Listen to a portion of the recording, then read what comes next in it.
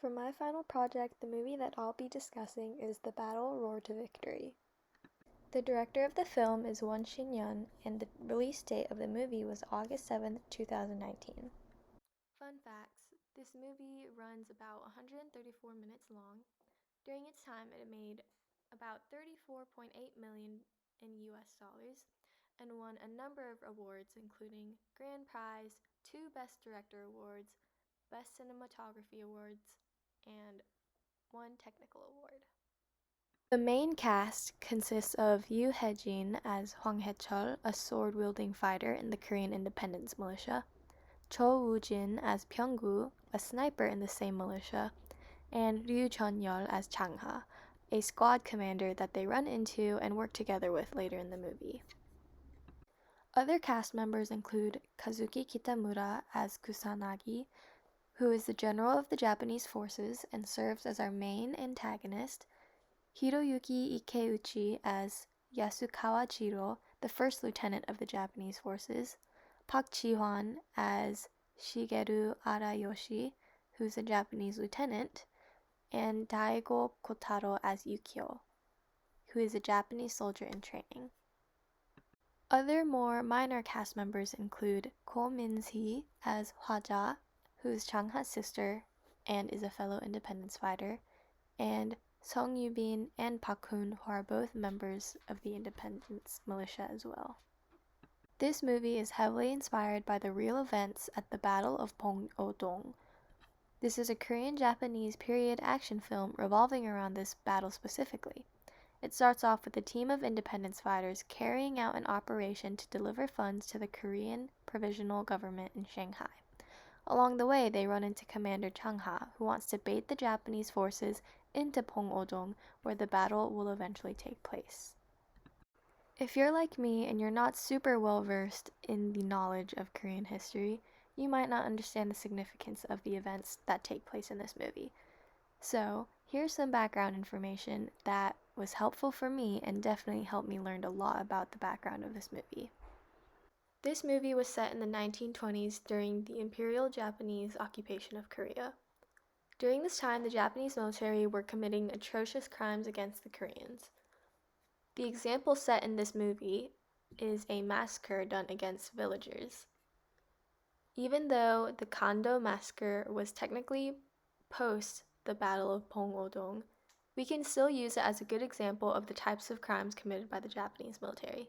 The Kando massacre was a mass murder committed by the military against Korean residents of Kando, China, from October of 1920 to April 1921. An estimated 5,000 people were murdered, and there was perpetrated widespread rape.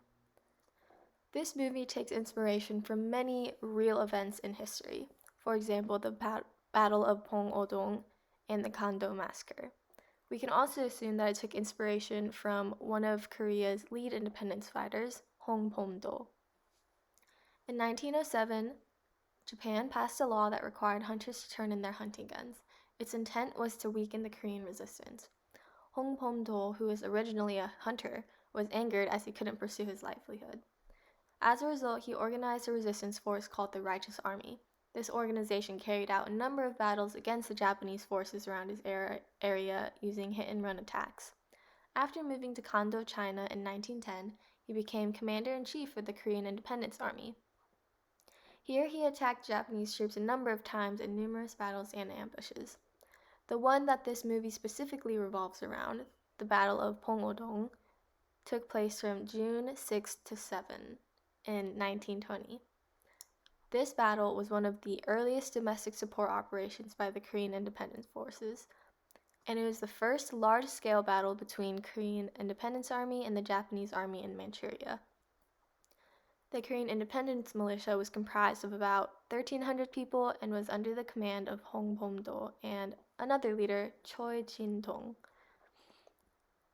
It was against a Japanese suppression battalion of about 500 troops, which was deployed by a battalion from the 19th Division. The Independence Army hid an ambush in the mountains of Fengwudong and attacked from 3 sides. It ultimately resulted in Korea's victory and served as momentum for further independence battles in the 1920s. The movie mainly revolves around the Battle of Fengwudong. So if you can understand the main key points, that this was the first major victory for the Korean Independence Army against the Japanese forces, and it was brought upon months and months of massacres. You kinda got the gist of the movie. However, it's also important to note what the original goal of the cast was, and that was to deliver funds to the Korean provisional government in Shanghai. So I did more research on what that exactly was, and here's what I learned. The Korean provisional government was a partially recognized Korean government in exile based in Shanghai, China, and later Chungking during Japanese colonial rule of Korea. It was started in April 11, 1919, shortly after the March 1st movement. It provided a democratic republic named the Republic of Korea and introduced a presidential system with 3 branches of government: the legislative, administrative, and judicial. KPG inherited territory of the former Korean Empire. Here, Korean resistors met and actively supported the independence movement under the provisional government. They did this by coordinating armed resistance movements against the Imperial Japanese Army. They received economic and military support from the Kuomintang, or the Nationalist Party of China, the Soviet Union, and France. So it's important to note that the team of independence fighters were originally carrying out an operation to deliver funds to this government that supported the independence movement. One interesting thing to note about the release date of this movie is that it is very close to Korean Independence Day, which is August 15th. With our movie coming out on August 7th, it is assumed that this movie was released kind of close to this holiday to spark patriotism, remind citizens of the first major victory of the independence movement, and just overall bring recognition to the infamous battle. Another coincidental timing issue with the release date of this movie is that it lined up with the Korean-Japanese trade war, which has been happening to this day, but has started in July of 2019, which is about a month before this movie came out.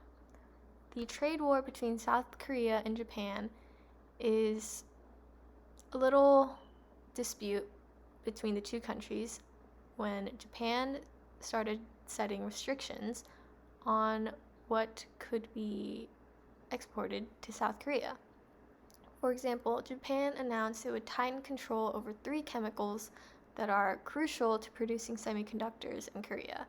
Under these new regulations, Japanese companies would need a license for each chemical to import to Korea, which could take up to 90 days to process. Similarly, it also removed South Korea from its whitelist, which is an index of trusted trade partners. This would lead to even more delays in export of items such as auto parts and household electronics to South Korea. This sparked major controversy in South Korea, and during that summer, they displayed their anger by boycotting all types of Japanese goods.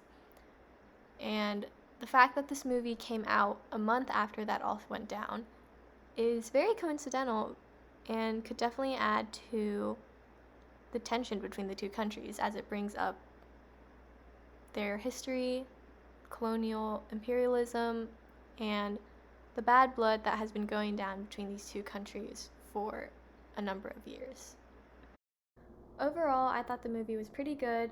Plot-wise, it's not entirely suspenseful, just because if you know the history of the battle, you'll know that it ends in a Korean victory, and you just know that that is how the movie will end. But the movie was interesting nonetheless. The action scenes were very cool, the cinematography was very beautiful, and all the action sequences were shot very beautifully. And I thought all the actors also did a great job performing. So, pretty good movie overall.